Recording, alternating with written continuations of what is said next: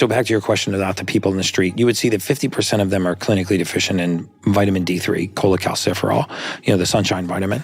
The darker their complexion, the higher the risk that they would be clinically deficient in vitamin D3. And if you put vitamin D3 at the center of a hub of a wheel and looked at all of the different spokes, it's one of the only vitamins that human beings make on our own.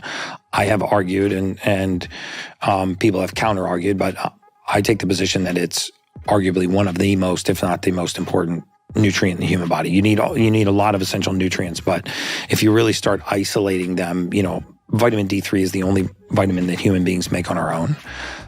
Every cell in the body has a receptor site for vitamin D3. And when we're deficient in this vitamin, this nutrient acts like a hormone. Sometimes it acts like a vitamin. Other times we make it from sunlight and cholesterol. When it's deficient, we have a compromised immune system. We know that it leads to osteopenia, osteoporosis. There are all kinds of consequences that you wouldn't think stem from a simple nutrient deficiency, but they do. One that we get from going outside in the sun. We get it from going outside in the sun. We make it from sunlight and cholesterol. And if you look at, COVID statistics, it was the second leading cause of morbidity in COVID. And so first you would see that they're D3 deficient. The majority of them are also B12 deficient. If you look at the vitamin B12, you'd see it's less than 500. The higher end of B12 is around 1,250.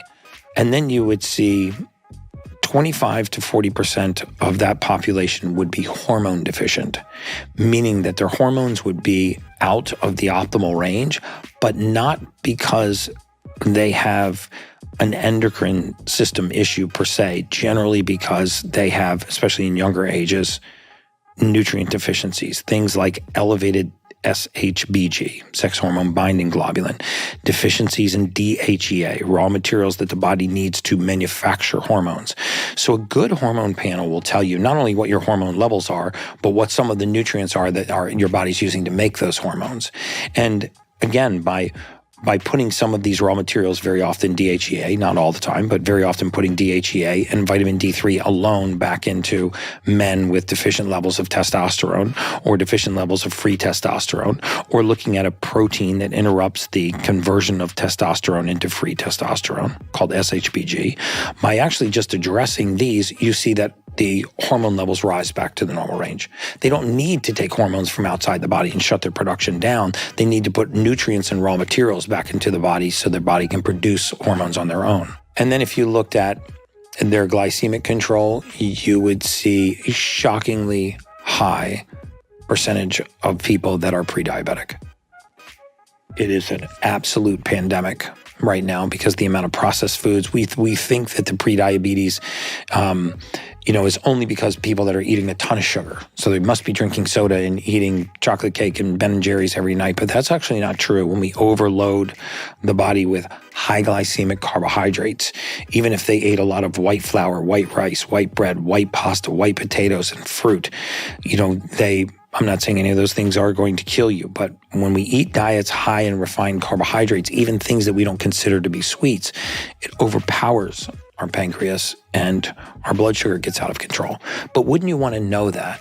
Wouldn't you want to know that do I have some of these nutrient deficiencies or hormone imbalances or poor blood sugar control that could be nibbling away at my performance? Am I maybe one raw material, one methylated multivitamin away or an amino acid away from being in a state of being optimal? Maybe even not having to deal with little things like intermittent feelings of anxiousness and anxiety, or poor focus and concentration, or even mild states of mood numbness. Remember that nutrients, amino acids, for example, in our gut become neurotransmitters. Neurotransmitters form the basis of all mood. They drive our emotion. They govern our behavior.